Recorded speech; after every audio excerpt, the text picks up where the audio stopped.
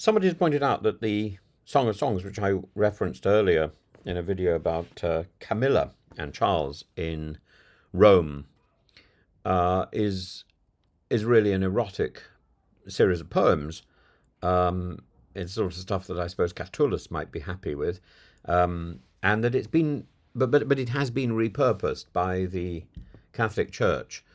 So you get you get expressions like in Canticle 4, Kulla Yafa, Rayati umum ein Bach, tota pulchra est in Latin, amica mea, et macula non est in te. You are my beloved. You are all beloved. You're all beautiful, my beloved, and there is no blemish in you.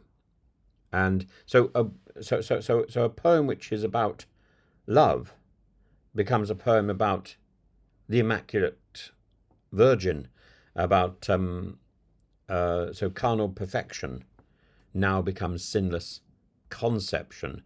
And I think that movement of the repurposing of texts, few texts in the biblical canon have travelled such a remarkable symbolic distance than the Song of Songs, the Shir Hashirim. And originally this poetic duet of sensual yearning, osculator me osculo oris sui. Let me yeshakeni minashikot pihu. Let me kiss. Let him kiss me with the kisses of his mouth. I was going to get the pronouns wrong there. It gradually changes into one of the most sacred Marian texts in Christian tradition. So what begins as an erotic text then ends up as an exaltation of virginal purity. How did this happen? Who orchestrated the shift, and why did a poem so charged with physicality come to drape the Virgin Mary in metaphor? And the Hebrew poem is unashamedly direct. And Canticle 4, 5, Canticle 1, 3, Canticle 7, 3, and it's intimate. It's not particularly theological.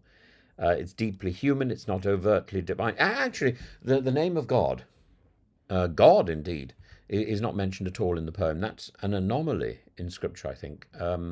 Though is the Book of Ruth also doesn't mention the name of God, I think.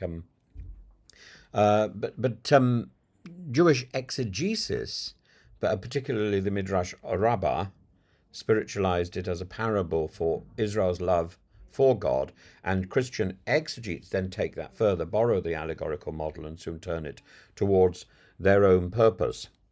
And so the early church fathers begin to redirect this sensuality, and it begins with Origen of Alexandria, the wonderful Origen who I was speaking about the other day, who was excoriated and celebrated and remembered in the first Sunday of Lent. Actually, I was speaking about the other day, but I haven't yet posted the video. I went to see a mosque, which is a church which has been converted into a mosque, but it is the church that celebrates and recalls it's where the Council of Nicaea was held, and part of that was because of the fuss that Origen himself was making. He calls the Song of Songs a divine epithalamium, a divine wedding song between Christ the soul and between Christ and the soul, between Christ and the church. And the physical imagery becomes potent. The woman's beauty, fruitfulness, purity made her a perfect type for Mary. And by the 4th century, Ambrose of Milan began to equate verses like tota pulchra est, amica mea et macula non est in te, which I mentioned earlier.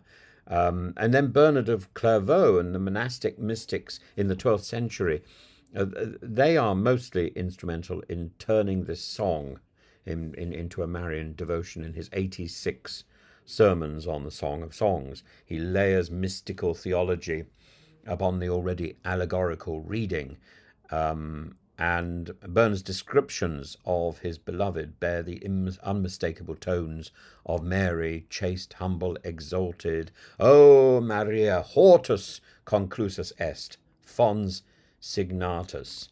A garden enclosed is my sister, my spouse, a sealed fountain, gannaul. Mary is that garden. Mary is that enclosed garden, as you see in the imagery of the Annunciation, with Mary often sitting in an enclosed garden with flowers and so on. But Bernard's affective mysticism turns eros into agape, but he preserves the emotional, even the sensual overtones. He and his contemporaries don't reject the body, they transcend it, they sublimate it. And the three main strategies that we use to tame the Song of Songs eroticism are allegory, the Marian substitution, the female lover becomes Mary, especially the sponsa Christi, the bride of Christ, the Mater Dei, the mother of God, Theotokos, and the iconographic anchoring by embedding verses with visual motifs, the hortus conclusus, the turris David, the artists and theologians contrive together to contain the sensuality within the Marian purity. So a verse such as Veni de Libano sponsa mei becomes liturgical. It becomes a call to the Virgin in the hymns about the Assumption. By the High Middle Ages, the song had become fully absorbed into Marian devotion. The office of the Assumption, the Immaculate Conception, the Rosary prayers are peppered with its verses. Antiphons like Tota pulchra est and Nigra sum non formosa in Canticle 1:5 were sung not as love songs but as praises of the Virgin. And this meditation on Mary's humility and hiddenness, about the darkness of the unknown, which really recalls the sort of iconography that then turns up in the Eastern Church in the Novgorod school in Russia. And the process of interpreting the Song of Songs was completed through the Franciscans, who championed the doctrine of the Immaculate Conception, often citing Canticle 4:7 as proof of Mary's sinlessness. So the Song of Songs, which began as love poetry, earthy, aromatic, sensual, is gradually reclothed by the Church in the veils of allegory, mysticism, and iconography until the once desired woman becomes the ever-virgin Queen of Heaven. Let him kiss me with the kisses of his mouth, becomes a hale garden enclosed, and the text doesn't lose its longing, but its object shifts.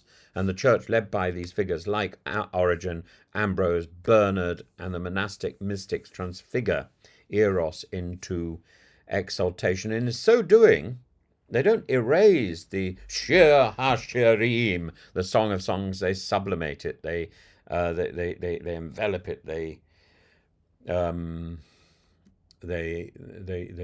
glory in it. The song remains, but the singer and the subject change.